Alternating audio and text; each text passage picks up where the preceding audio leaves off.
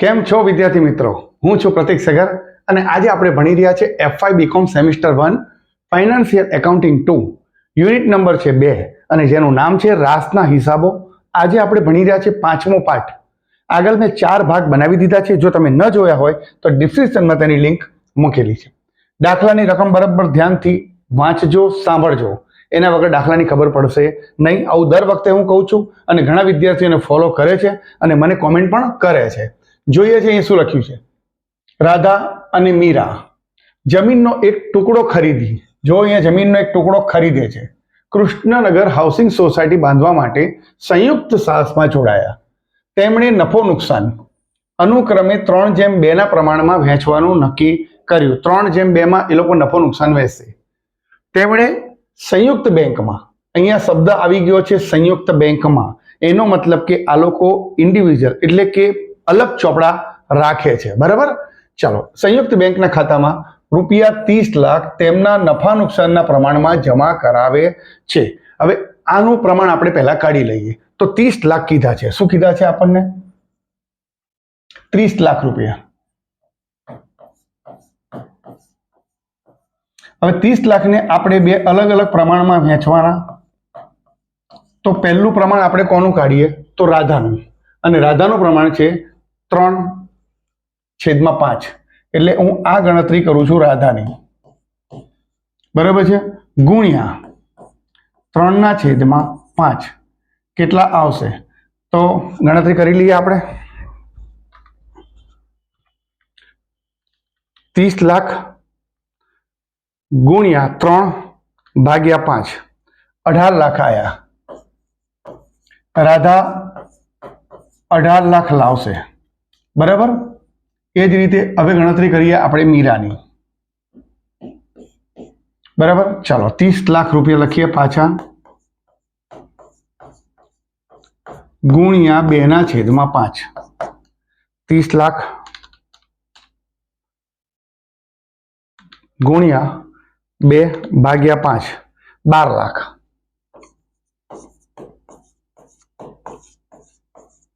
બરાબર, એટલે યાદ રાખજો કે રાધા 18 લાખ લાવશે અને મીરા 12 લાખ રૂપિયા લાવશે. આપણે એની ગણતરી અલગથી કરી દીધી છે. બરાબર, ચલો આગળ કીધું છે તેઓએ 30,000 ચોરસ મીટર જમીન 1 ચોરસ મીટરના 75 ભાવે ખરીદી. તો આપણે એની પણ ગણતરી કરી દઈએ. એની પણ ગણતરી કરી દઈએ કે એ લોકોની ખરીદી કેટલી છે. તો આપણે અહીંયા લખીએ છીએ જમીનની ખરીદી. જમીનની ખરીદી. ઓકે, 30,000 ચોરસ મીટરની ખરીદી કરી છે. 30,000 ચોરસ મીટર ગુણ્યા 75 રૂપિયાના ભાવે એટલે 30,000 ગુણ્યા 75 એટલે કે 22,50,000ની જમીન ખરીદી.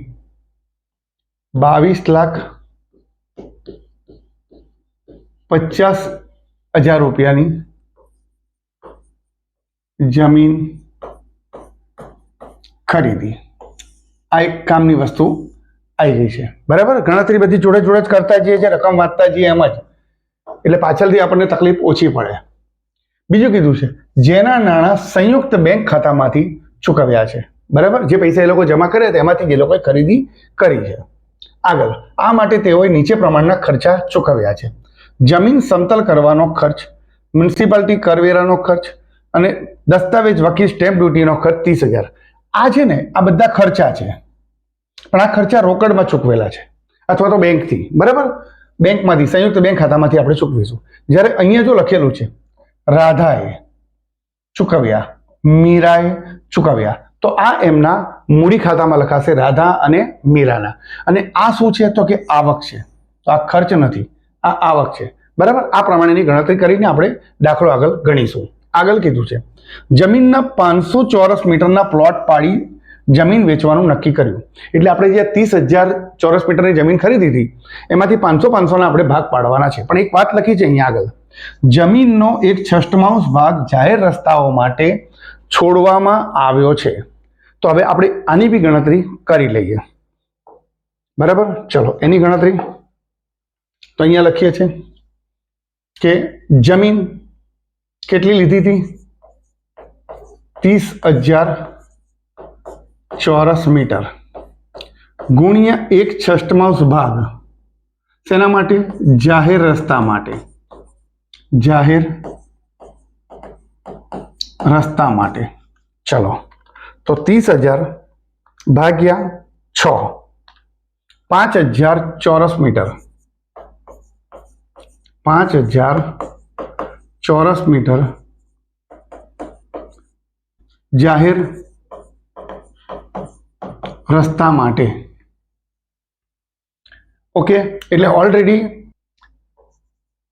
30,000 ચોરસ મીટર જગ્યા હતી, બરાબર, જમીન હતી. એમાંથી 5,000 ચોરસ મીટર જમીન જાહેર રસ્તા માટે કાપી લીધી. તો બચ્યા કેટલા? 25,000 ચોરસ મીટર જમીનના પ્લોટ પડશે. બોલો, બધાને ખ્યાલ આવી ગયો? એટલે હવે આપણે 25,000 ને 500 ના હિસાબમાં વેચવાના. ક્યાં લખ્યું છે? તો જો અહીંયા લખેલું છે કે 500 ચોરસ મીટરના પ્લોટ પાડીને વેચવાનું નક્કી કર્યું છે, બરાબર. તો આપણે એની બી ગણતરી કરી દઈએ કેટલા પ્લોટ પડશે. તો 25,000 ચોરસ મીટર, એના કરતા આપણે એવું લખીએ સીધું જ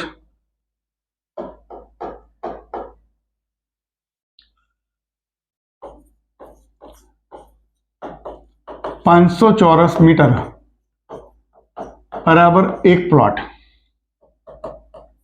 માટે 25,000 ચોરસ મીટર પર કેટલા પ્લોટ? બોલો, ખ્યાલ આવ્યો ને? જો 30,000 પર ગણતરી નથી કરવાની, 25,000 પર ગણતરી કરવાની છે, કારણ કે આપણે 5,000 જમીનનો જાહેર રસ્તા માટેનો ભાગ સાઈડમાં કાઢી લીધો છે. એટલે તો હવે જવાબમાં શું થશે જોઈએ?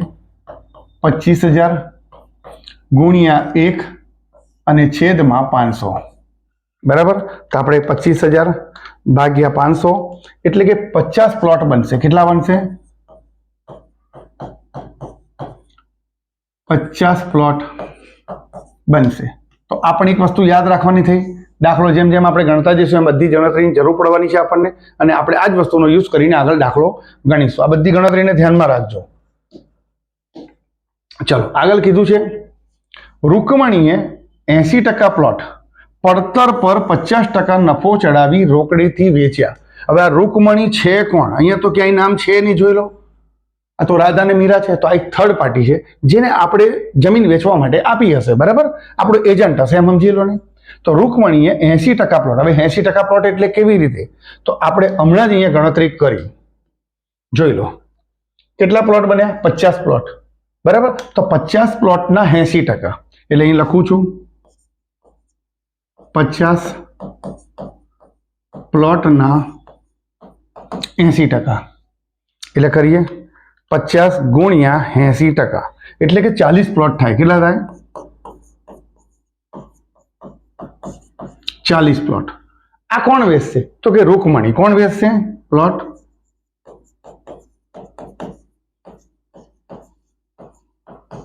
રૂકમણી વેચશે. તો આ યાદ રાખજો કે પ્લોટ 40 પ્લોટ રૂકમણી વેચશે.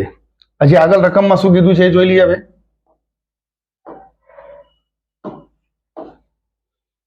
આગળ રકમમાં કીધું છે રૂકમણીને વેચાણ કિંમત પર 5% કમિશન આપવામાં આવશે. હવે આપણે હજી વેચાણ કિંમત આપણે શોધી નથી, તો આપણે એ પણ શોધી લઈએ, બરાબર છે. તો ચલો,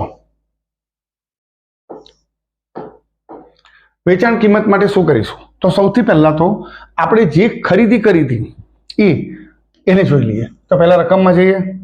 રકમમાં શું કીધું છે જુઓ, 30 લાખ રૂપિયા એ લોકોએ બેંકમાં જમા કરાવ્યા અને 30,000 ચોરસ પ્લોટ 75 ના ભાવે ખરીદ્યા. તો આનો ભાવ આપણે ગણતરી કરેલી છે, આ રહી. એટલે આટલા રૂપિયા એ લોકોએ જમીન ખરીદી, 22,50,000. તો સૌથી પહેલા તો આપણે લખીશું અહીંયા 22,50,000.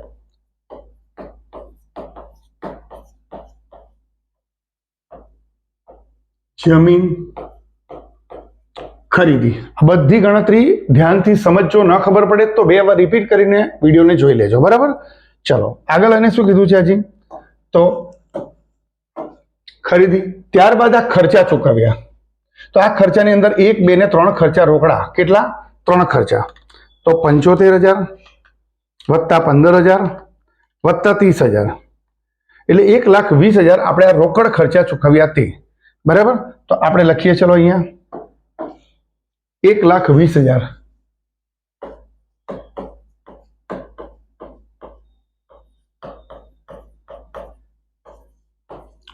રોકડ ખર્ચા એટલે કે સંયુક્ત બેંકમાંથી ખર્ચા ચૂકવ્યા તે.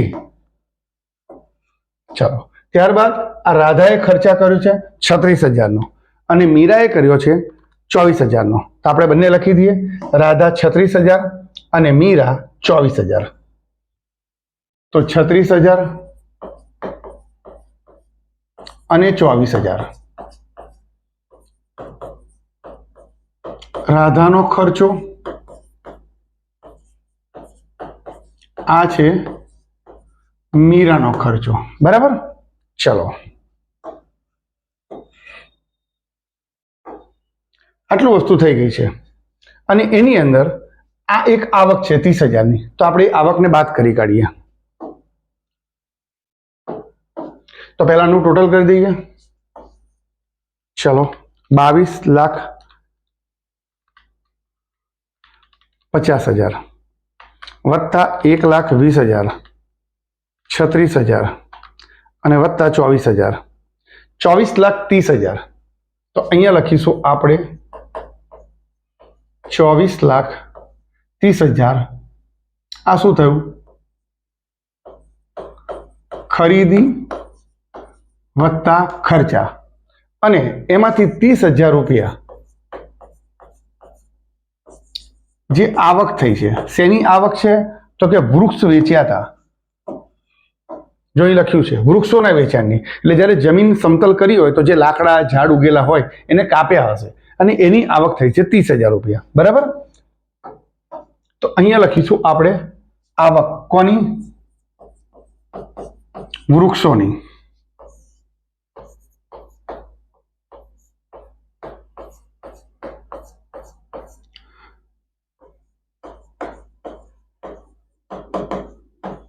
આ જે 24 લાખ રૂપિયા આયા તે આપણી પડતર કિંમત આવી.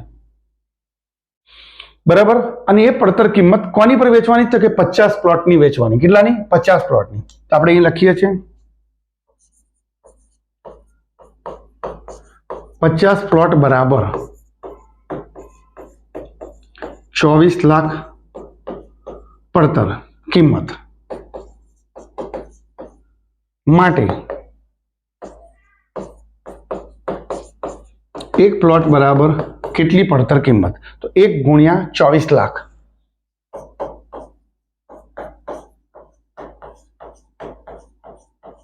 અને છેદમાં 50. તો 24 લાખ ભાગ્યા 50. 48,000 રૂપિયા આપણને એક પ્લોટની પડતર કિંમત પડે છે.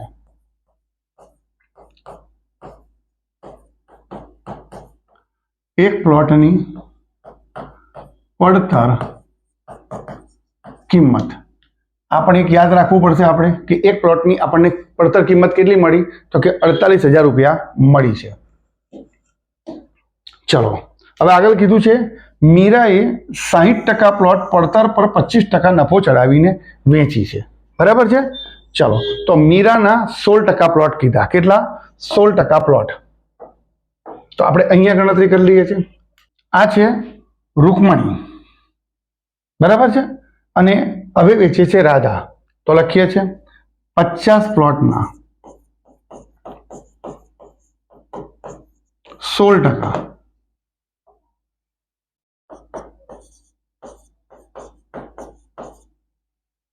8 પ્લોટ રાધા વેચે છે. બરાબર? ધ્યાનમાં રાખજો 40 પ્લોટ રૂકમણી વેચે છે, 8 પ્લોટ રાધા વેચે છે. આગળ હજી કીધું છે કંઈક રાધા અને મીરા બાકીના પ્લોટ સરખે હિસ્સે પડતર ભાવે વેચી લે છે સરખે હિસ્સે. તો હવે બંને સરખા હિસ્સે કેટલા કેટલા વેચશે તેની ગણતરી આપણે જોઈ લઈએ. બરાબર છે. તો ટોટલ આપણી પાસે 50 પ્લોટ હતા.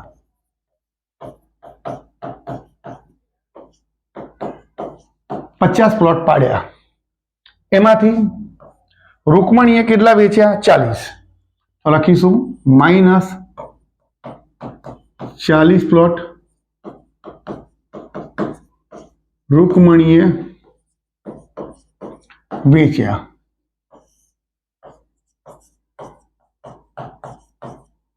દસ પ્લોટ બાકી રહ્યા. હવે રાધા વેચે છે કેટલા પ્લોટ? 8 પ્લોટ.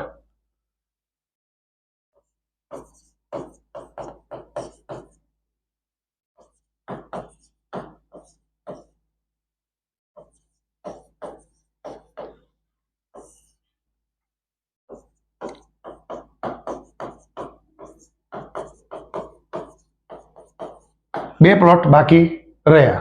અને હવે અહીંયા લખ્યું છે કે બંને જણા સરખે હિસ્સે પડતર ભાવે વેચી લે છે.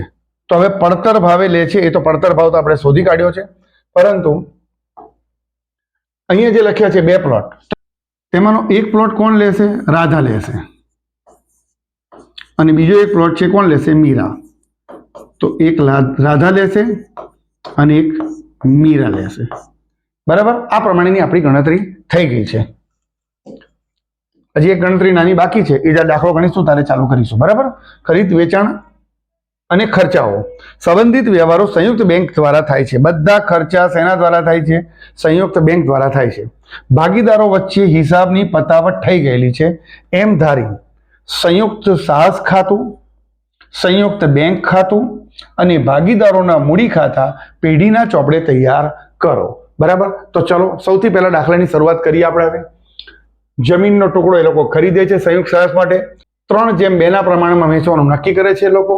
સૌથી પહેલા તેમણે સંયુક્ત બેંક ખાતામાં 30 લાખ જમા કરાવ્યા. કયા પ્રમાણમાં? તો આપણે ગણતરી કરેલી છે. 18 લાખ રાધા લાવશે અને 12 લાખ મીરા લાવશે. તો હવે રોકડા આવે છે. રોકડા આવે એટલે ઉધાર થાય. તો સંયુક્ત બેંક ખાતામાં ઉધાર બાજુ એન્ટ્રી પડશે. સંયુક્ત બેંક ખાતામાં તો અહીંયા સંયુક્ત બેંક ખાતું છે, એની ઉધાર બાજુ રાધા ખાતે રોકડ લાવે છે તો કે 18 લાખ. કેટલા લાવે છે? 18 લાખ લાવી. ઓકે. અને મીરા કેટલા લાવે છે? તો કે 12 લાખ. હવે આ બંને એન્ટ્રી ક્રોસ એન્ટ્રી વાગશે. રાધાના એકાઉન્ટમાં લાગશે 18 લાખ અને મીરામાં લાગશે 12 લાખ. તો આપણે ભાગીદારોના જે મૂડી ખાતા છે એમાં એન્ટ્રી કરી દઈએ જમણી બાજુ. બરાબર. સંયુક્ત બેંક ખાતે રોકડ લાયા હતા તે રાધાનું મૂડી ખાતું. કેટલા લખીશું? અહીંયા 18 લાખ. અને અહીંયા લખીશું સંયુક્ત બેંક ખાતે મીરામાં કેટલા લખીશું? 12 લાખ. ક્રોસ એન્ટ્રી મારી છે, બીજું કશું કર્યું નથી. બોલો, ખ્યાલ આવી ગયો? ઓકે. ચલો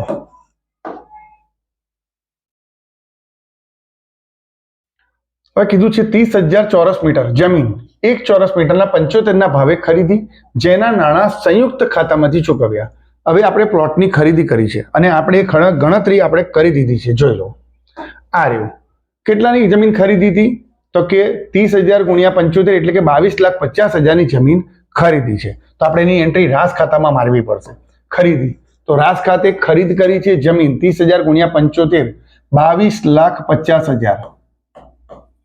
22,50,000.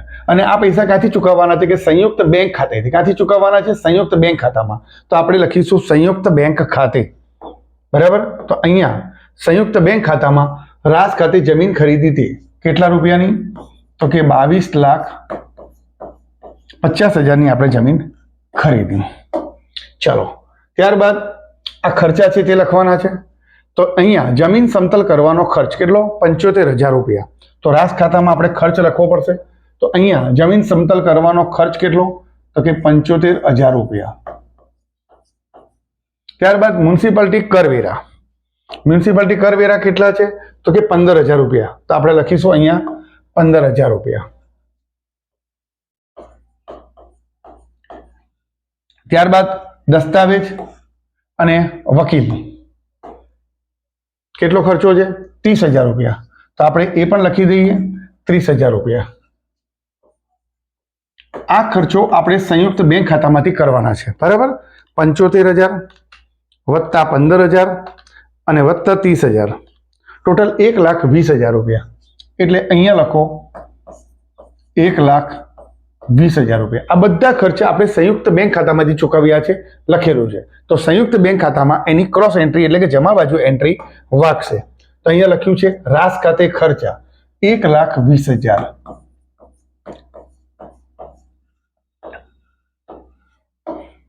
હવે રાધાએ કમ્પાઉન્ડ વોલના ચૂકવ્યા, ખર્ચો કર્યો છે, તો આપણે પહેલા રાસ ખાતામાં ખર્ચ બાજુ લખી દઈએ, બરાબર. 36,000 રૂપિયા. તો અહીંયા લખ્યું છે જુઓ, રાધા ખાતે કમ્પાઉન્ડ વોલ કેટલા રૂપિયા? 36,000 રૂપિયા.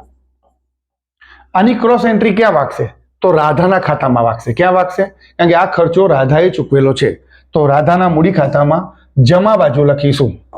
તો અહીંયા રાધાના મૂડી ખાતામાં લખીશું રાસ ખાતે કમ્પાઉન્ડ વોલ. શું લખવાનું? રાસ ખાતે કમ્પાઉન્ડ વોલ કેટલા રૂપિયા? 36,000 રૂપિયા. 36,000 રૂપિયા, બરાબર. ત્યારબાદ કીધું છે મીરાએ આર્કિટેક્ટ ફીના ચૂકવ્યા. કેટલા ચૂકવ્યા? 24,000. ખર્ચો કર્યો છે, તો રાસ ખાતામાં લખાશે 24,000. મીરા ખાતે આર્કિટેક્ટની ફી કેટલા રૂપિયા ચૂકવી? 24,000 રૂપિયા ચૂકવી. આની ક્રોસ એન્ટ્રી કોના ખાતે પડશે? મીરાના મૂડી ખાતે વાગશે. તો મીરાના મૂડી ખાતે આપણે લખીશું રાસ ખાતે આર્કિટેક્ટ ફી 24,000 રૂપિયા. ક્રોસ એન્ટ્રી થઈ ગઈ, બરાબર. ચાલો, ત્યારબાદ વૃક્ષોના વેચાણની આવક થઈ છે. કેટલા રૂપિયા છે? 30,000. તો આવક રાસ ખાતામાં લખાશે જમા બાજુ. તો અહીંયા લખ્યું છે સંયુક્ત બેંક ખાતે વૃક્ષોનું વેચાણ કેટલા રૂપિયા? 30,000 રૂપિયા. તો 30,000 રૂપિયાનું વેચાણ થયું. હવે આ પૈસા ક્યાં જમા થવાના? તો કે સંયુક્ત બેંકમાં. ક્રોસ એન્ટ્રી વાગશે, ઉધાર બાજુ એન્ટ્રી વાગશે બેંકના ખાતામાં. તો ઉધાર બાજુ એન્ટ્રી લખીશું રાસ ખાતે વૃક્ષોનું વેચાણ 30,000 રૂપિયા. એકદમ ઈઝી દાખલો છે, બસ ગણતરી મેં જે આગળ કરાઈ છે, જો એ ગણતરીમાં ધ્યાન આપશો તો આખો દાખલો બેસ્ટ છે, બરાબર. આગળ હવે વાત આવી છે જમીનના 500 ચોરસ મીટરના પ્લોટ પાડી વેચવાનું નક્કી કર્યું. જમીનનો 1/6 ભાગ જાહેર રસ્તાઓ માટે છોડવામાં આવ્યો. આ વાત પૂરી થઈ ગઈ. હવે મેઇન કામ આવ્યું છે. રૂકમણીએ 80% પ્લોટ પડતર કિંમત પર 50% નફો ચડાવીને વેચી, અને એ પણ રોકડેથી વેચી. તો આપણે 80% પ્લોટ તો આપણે રૂકમણીના શોધી લીધા હતા, પણ 50% નફો ચડાવવાનો છે. તો ચલો એની ગણતરી આપણે કરી લઈએ, બરાબર. તો અહીંયા આપણને ખબર છે કે જો રૂકમણી કેટલા પ્લોટ છે? 40 પ્લોટ, બરાબર. તે 80% આપણે શોધી લીધેલા છે. તો આપણે અહીંયા ગણતરી કરીએ.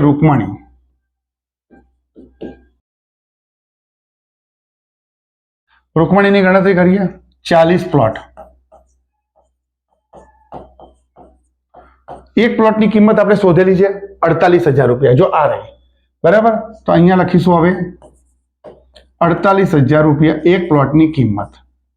એટલે ગણતરી કરી લઈએ. 48,000 ગુણ્યા 40, 19,20,000. કેટલા? 19,20,000 રૂપિયા.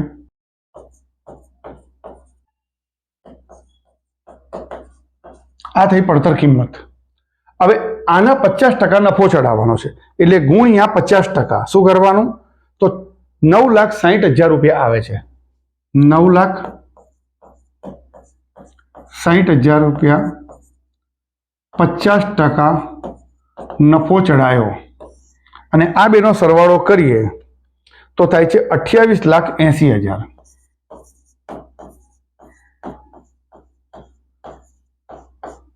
આ થયું રૂકમણીની એન્ટ્રી, બરાબર.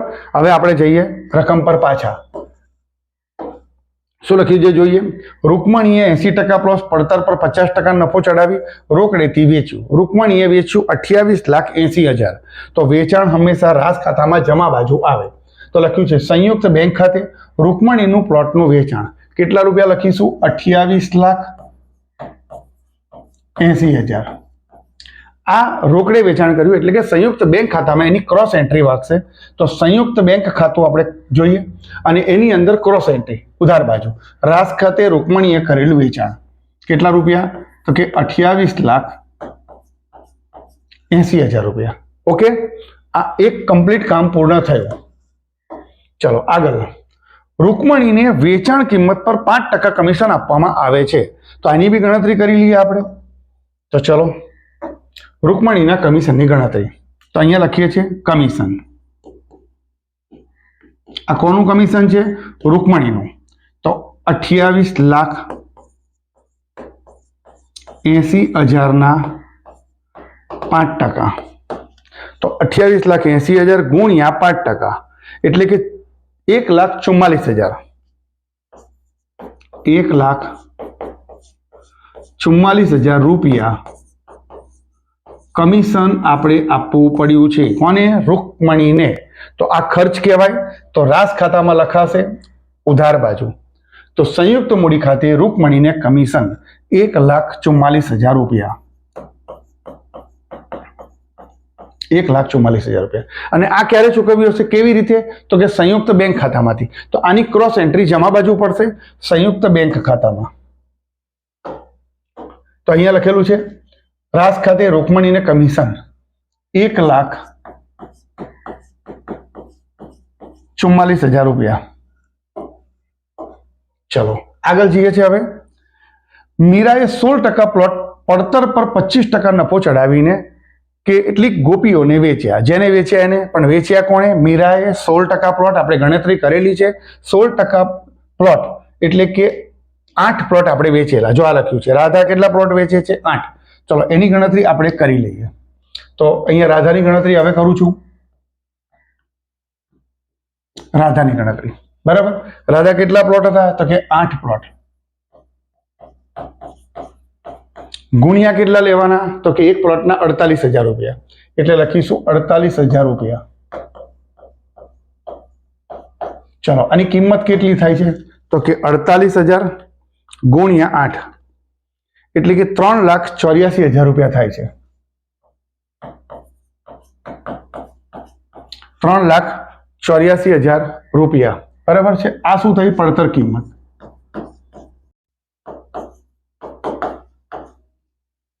બરાબર. ચલો એની પર આગળ આપણને કંઈક કીધું છે. હજી શું કીધું છે? જુઓ અહીંયા કે પડતર કિંમત પર 25% નફો ચડાવીને વેચે છે. તો પેલામાં 50% ગણ્યા હતા, અહીંયા આપણે 25% ગણવાના. બરાબર. જો અહીંયા આપણે 50% કમિશન ગણેલું, નફો 50% નફો ગણેલો આ જગ્યા પર. બરાબર. અહીંયા તમે જોઈ લીધું છે. તો અહીંયા ગણીશું આપણે 25%. તો આની અંદર આપણે એડ કરીશું વત્તા નફો 3,84,000 ગુણ્યા 25% એટલે 96,000 રૂપિયા. 25% નફો અને પ્લસ કરી દઈએ એને તો કે 4,80,000. 4,80,000 રૂપિયા આવશે. અને આની એન્ટ્રી ક્યાં વાગશે? તો કે રાધામાં. ચાલો પાછી રકમમાં એકવાર સમજીને જોઈ લઈએ. મીરા 16% પ્લોટ પડતર પર 25% નફો ચડાવીને ગોપીઓને વેચે છે. આ રોકડે જ વેચાણ થયેલું છે એટલે આપણે વેચાણ થાય તો રાસ ખાતાની જમા બાજુ લખવું પડે. તો રાસ ખાતાની જમા બાજુ લખીએ. સંયુક્ત બેંક ખાતે રાધાનું પ્લોટનું વેચાણ 4,80,000 બરાબર. અને આની ક્રોસ એન્ટ્રી પડશે સંયુક્ત બેંક ખાતામાં ઉધાર બાજુ. રાસ ખાતે મીરાએ કરેલું વેચાણ 4,80,000. ચલો આગળ.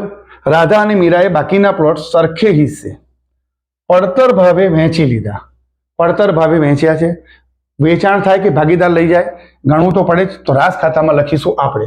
તો જો અહીંયા લખ્યું છે રાધા ખાતે પ્લોટની વહેંચણી. હવે એક પ્લોટની કિંમત કેટલી છે? 48,000 રૂપિયા.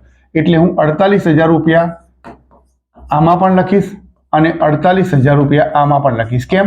કારણ કે બંને જણા એક એક પ્લોટ લઈ ગયા છે અને એક પ્લોટની કિંમત 48,000 રૂપિયા છે. હવે આની ક્રોસ એન્ટ્રી ક્યાં વાગે? તો કે એમના મૂડી ખાતામાં એન્ટ્રી વાગશે. તો અહીંયા આપણે એમનું મૂડી ખાતું છે, એમાં ક્રોસ એન્ટ્રી મારવાની. રાસ ખાતે પ્લોટની વહેંચણી કેટલા રૂપિયા લખવાના? 48,000 રૂપિયા. એ જ રીતે મીરામાં પણ કેટલા લખવાના? 48,000 રૂપિયા. બંને જણા એક એક પ્લોટ લઈ ગયા છે એટલે એક એકની ગણતરી આપણે કરી છે. બરાબર? ચલો આગળ કીધું છે બધું, કઈ વસ્તુ નથી, કશું પતી ગયું છે. દાખલો આખો કમ્પ્લીટ પૂરો. હવે ખાતા બંધ કરી દઈએ. તો પહેલું ખાતું આપણે રાસનું ખાતું બંધ કરીએ છીએ. ટોટલ જમણી બાજુ વધારે છે એમાઉન્ટ તો 30,000 વત્તા 28,80,000 વત્તા 4,80,000 વત્તા 48,000 અને વત્તા 48,000 રૂપિયા એટલે કે 34,86,000. 34,86,000 થાય છે. તો અહીંયા પણ આપણે લખીશું 34,86,000 રૂપિયા. એમાંથી આ બધા ખર્ચા ઉધાર બાજુની વાત કરીએ. 22,50,000 માઇનસ 1,20,000 માઇનસ 36,000 માઇનસ 24,000 માઇનસ 1,44,000 તો 9,12,000 રૂપિયા એમનો જે નફો આવ્યો. 9,12,000.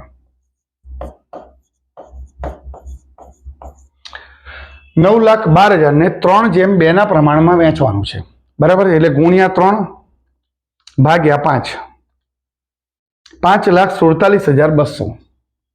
5,47,200 અને 9,12,000 ગુણ્યા 2 ભાગ્યા 5 ગુણ્યા 2 ભાગ્યા 5 તો 3,64,800. બરાબર? હવે આ એન્ટ્રી એ લોકોના મૂડી ખાતામાં ક્રોસ એન્ટ્રી વાગશે. તો રાધામાં લખીશું 5,47,200. 5,47,200 ક્રોસ એન્ટ્રી થઈ ગઈ. બરાબર? એ જ રીતે મીરામાં કેટલા લખીશું? 3,64,800. 3,64,800.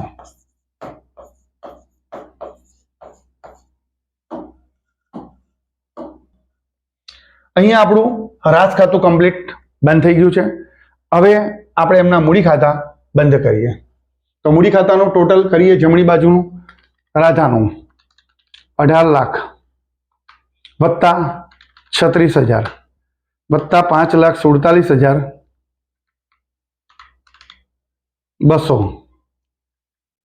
એટલે 23,83,200.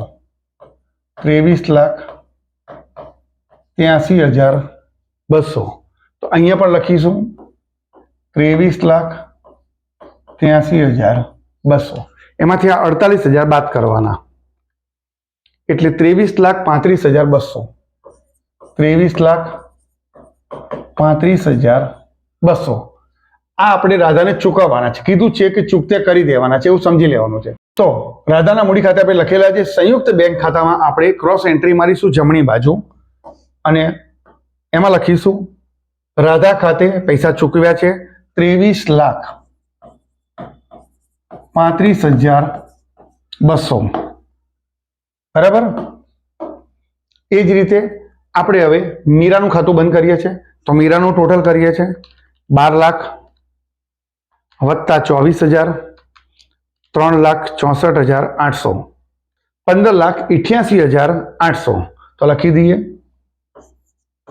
15,88,800. અહીંયા પણ આપણે લખીશું 15,88,800. એમાંથી 48,000 આપણે બાદ કરવાના એટલે 15,40,800 આયા. આ સંયુક્ત ખાતે આપણે ચૂકવી દેવાના છે. એટલે મીરા ખાતે અહીંયા ઉધાર કર્યા છે તો સંયુક્ત બેંક ખાતામાં જમા બાજુ એન્ટ્રી મારવી પડશે અને ત્યાં લખીશું 15,40,800. બરાબર? અહીં તમે જોઈ શકો છો બંને મૂડી ખાતા પણ શું થઈ ગયા છે? ક્લોઝ થઈ ગયા છે. હવે આપણે છેલ્લે ટોટલ મિલાઈ જોવાનું, બંને બાજુનું ટોટલ સરખું આવવું જોઈએ. કોનું? સંયુક્ત બેંક ખાતાનું. તો આપણો દાખલો સાચો. 22,50,000